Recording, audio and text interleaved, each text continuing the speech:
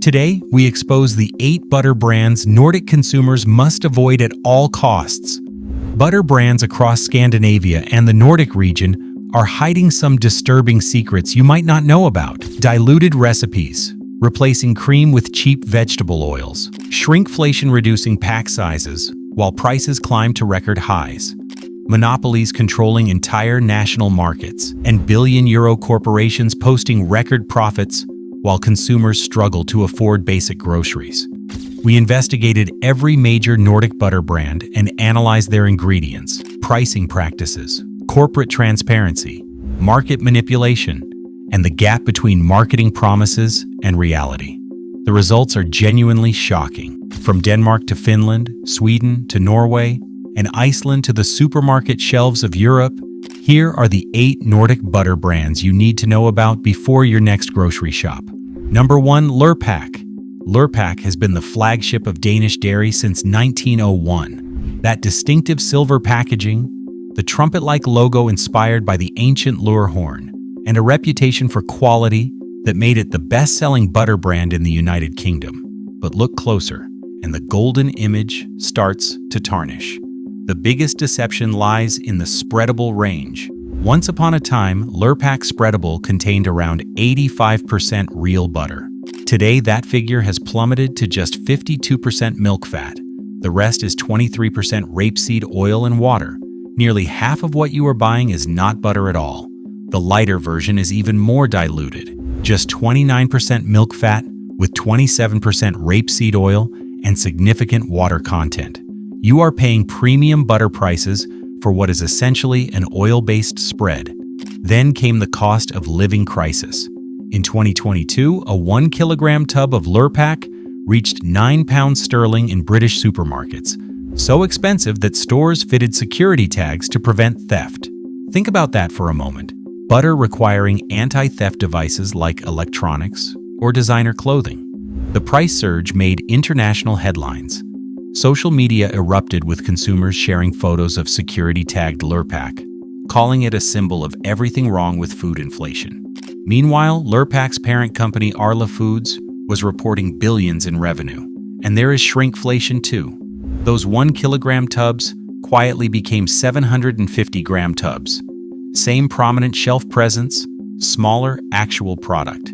Consumers paying the same or more for significantly less butter.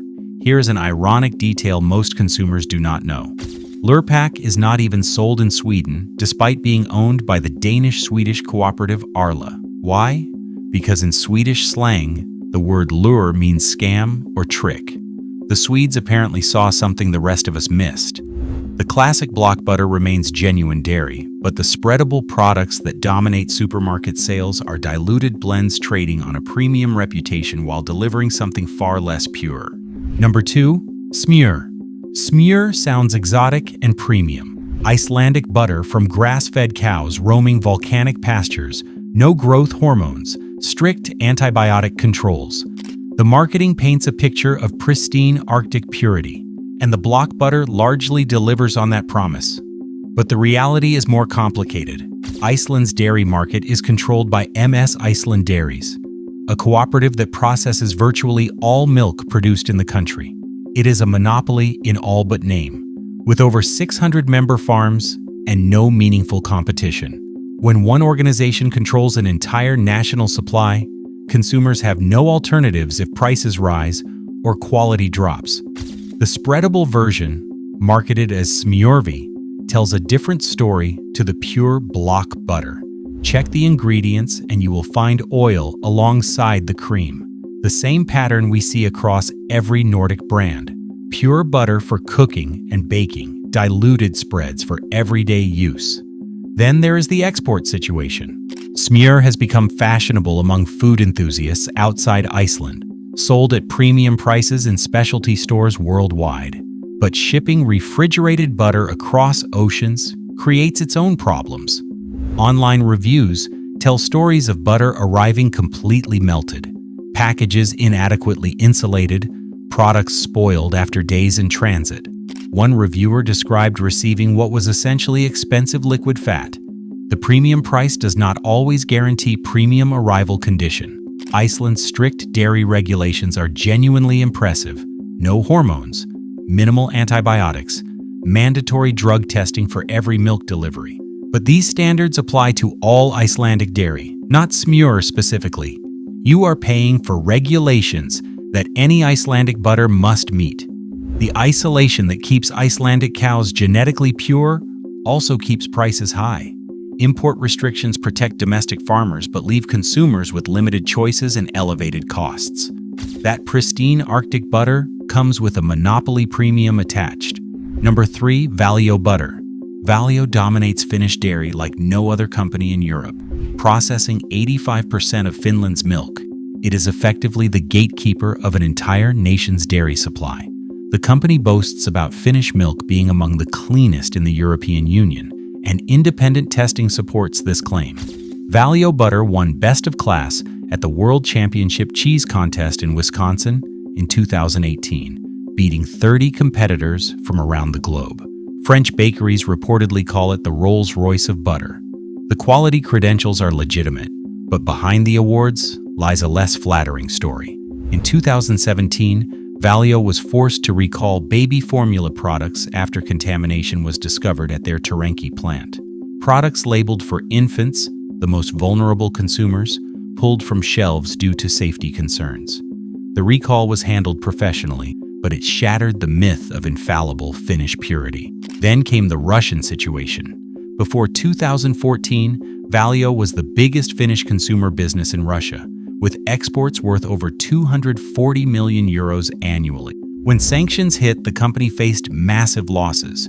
But the interesting part is what happened next. Russian companies began producing butter with Finnish flags on the packaging, using phrases like the freshness of the Finnish morning to suggest Scandinavian origin. Valio had to file complaints with Russian anti-monopoly authorities to stop the deception. The products were made in Russia, not Finland, but traded on Finnish reputation. This illustrates something important. The Finnish butter reputation has become so valuable that competitors actively try to steal it. Valio butter is genuinely high quality, but you are also paying for the Finnish brand premium, which is now being exploited globally. Number 4, Finlandia butter. Here is a secret the marketing departments hope you never discover. Finlandia butter and Valio butter are essentially the same product from the same company. Finlandia is owned by Valio Lahtidi and produced at the same Seinäjoki dairy in Finland. The cream comes from the same Finnish cows, processed by the same professionals, meeting the same standards. Recently, Finlandia Cheese Inc. even changed its name to Valio USA Inc. to acknowledge this connection more openly. So what are you actually paying for when you choose Finlandia over Valio? Marketing differentiation for the American market. Finlandia positions itself with language about Finnish roots, highest quality natural ingredients, and impeccable purity. All true statements that apply equally to Valio. The company won the same Best of Class award at the World Championship contest because it is the same butter with different packaging. This is not fraud, but it is corporate strategy. Creating multiple brand identities for identical products allows companies to capture different market segments at different price points. Consumers who would not pay premium prices for Valio might pay premium prices for Finlandia, perceiving it as more exclusive. The butter itself is excellent. Finnish dairy standards are genuinely high, but informed consumers should understand they are choosing between marketing campaigns, not between different products. Valio's approach of operating dual brands exemplifies how modern food companies extract maximum value from identical production. The question is whether you want to pay extra for a different label on the same butter. Number 5. Tina Meierismør. Tina is responsible for around 90% of butter production in Norway. It is a cooperative owned by farmers, but it is also the government-appointed regulator for the Norwegian butter industry. A company that makes butter also regulates butter. The conflict of interest is built into the system. In late 2011, this monopoly structure created one of the strangest food crises in European history. Norway ran out of butter. The Norwegian butter crisis became international news, covered everywhere from Fox News to the Colbert Report. one of the world's wealthiest countries, could not supply a basic dairy staple during Christmas baking season. What happened? A combination of factors exposed the fragility of Norway's monopoly system. A wet summer meant less grass growth, reducing milk production. A sudden surge in popularity of high-fat, low-carbohydrate diets increased demand by 30%. Christmas baking traditions require substantial butter quantities, and Norway's agricultural tariffs made importing emergency supplies prohibitively expensive. But here is the part Teen does not advertise. The dairy cooperative continued exporting butter abroad even as domestic shelves emptied. They failed to warn farmers about increasing demand, and as the government regulator, they were supposed to prevent exactly this kind of shortage. Butter briefly sold for €50 per pack on Norwegian auction sites. People smuggled Danish butter across the border. 2 Russians were arrested trying to bring in 90 kilograms of butter through customs. Teen blamed the weather, the farmers, the consumers, anyone but themselves. The farmers pointed out that Teen never warned them to increase production. Without that warning, how could they respond to demand they did not know existed? The crisis eventually resolved, but it revealed fundamental problems with having a commercial entity regulate its own market. Today, Tine Meierismør remains the dominant butter in Norway, but consumers should remember how quickly monopoly can fail. Number 6. Rørosmeieriet. Rørosmeieriet represents everything traditional butter enthusiasts dream about.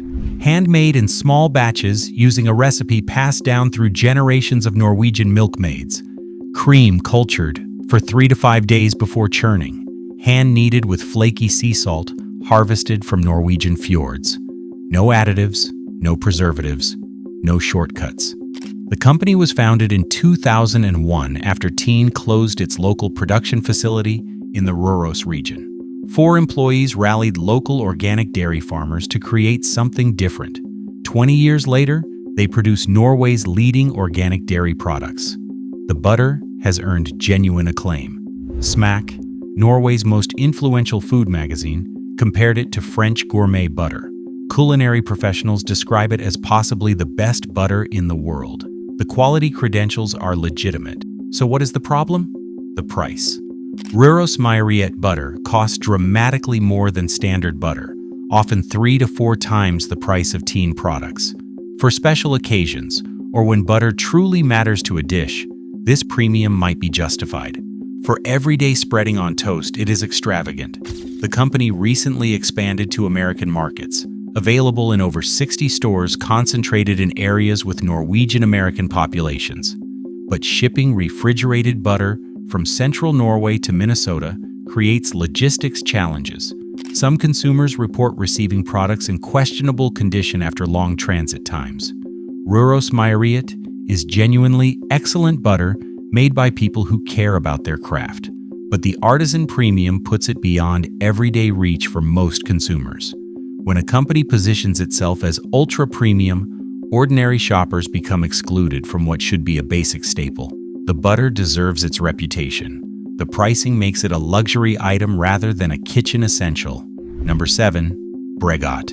Bregott is a Swedish institution. Introduced in 1969 to solve the problem of refrigerated butter being too hard to spread, it became so popular that virtually every Swedish household keeps a tub in their refrigerator. Ask a Swede about their favorite butter, and most will answer Bregott without hesitation. But here is what Swedish consumers might not realize. Bregott has never been real butter, and since 2016, it legally cannot even use the word butter in its description. European Union regulations require butter to contain at least 80% milk fat. Bregott contains around 70 to 75% butter mixed with rapeseed oil, water, and salt. This makes it a spreadable blend, not butter. The official Swedish classification is now smørfettsprodukt or fat spread product. The original 1969 formula used soya bean oil, making it technically a margarine under Swedish food law. The Swedish Dairy Association had to petition the government for regulatory exemptions just to launch the product. For decades, Swedes believed they were eating butter when they were actually consuming a butter-oil blend with roughly a quarter of the fat coming from vegetable sources. The product tastes good and spreads easily, but it is fundamentally different from pure butter. Bregott is owned by Arla Foods, the same Danish-Swedish cooperative behind Lurpak. This means both of Scandinavia's most famous butter brands are actually owned by the same company, and both flagship spreadable products contain significant rapeseed oil. The Arla connection brings additional concerns. In late 2024, Arla announced trials of Bovaer, a methane-reducing feed additive, across their dairy farms.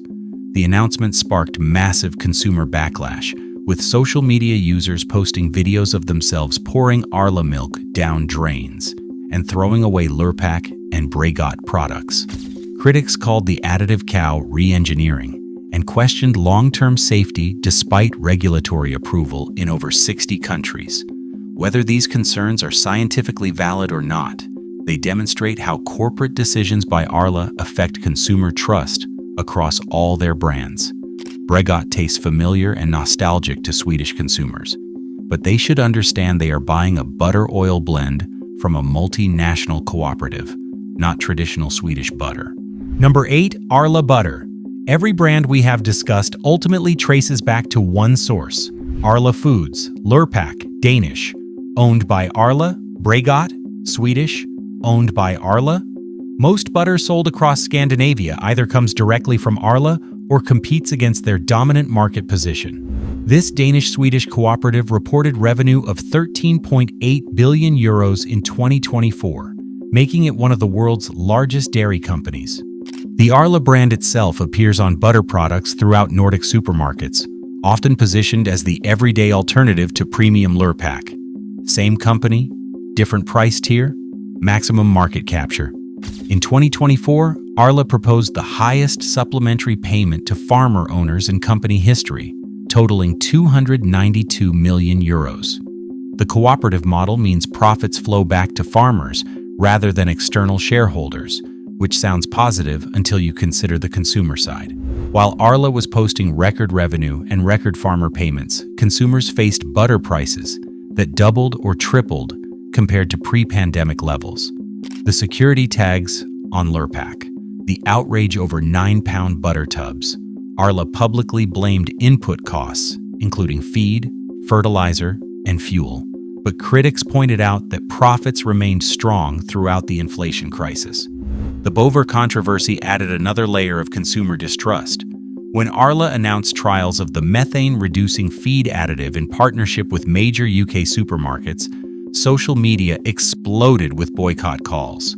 Videos showed consumers dramatically disposing of Arla products. Reform UK politicians demanded government reviews. Arla positioned Bovaer as environmental responsibility, reducing dairy's climate impact. Critics saw it as chemical interference in natural processes. The scientific consensus suggests the additive is safe after approval in 68 countries, but public perception matters regardless of regulatory approval. Then there is the failed plant-based experiment. Arla launched Yurd, a plant-based product line, trying to capture the growing alternative dairy market.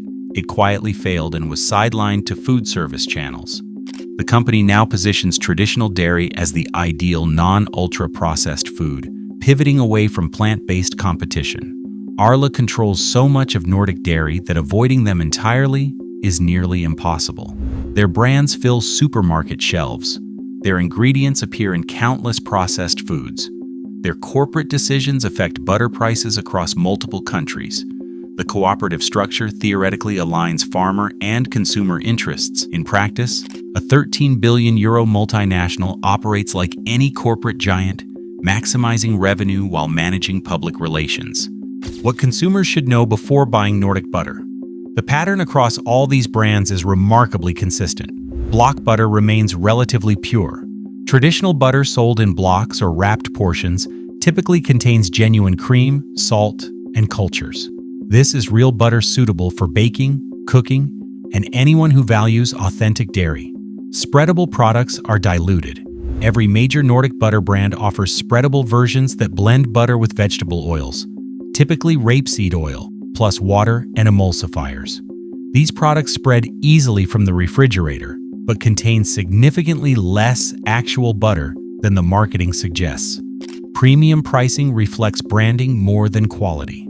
Finnish butter wins international awards, but so does butter from many countries. The Nordic reputation for purity is genuine, but not unique. You are often paying for the Scandinavian image as much as the Scandinavian product. Market concentration limits choices. Arla dominates Denmark and Sweden. Valio dominates Finland. Tyne dominates Norway. MS Iceland. Dairies dominates Iceland. Consumers in each country face limited alternatives when the major player raises prices or changes recipes.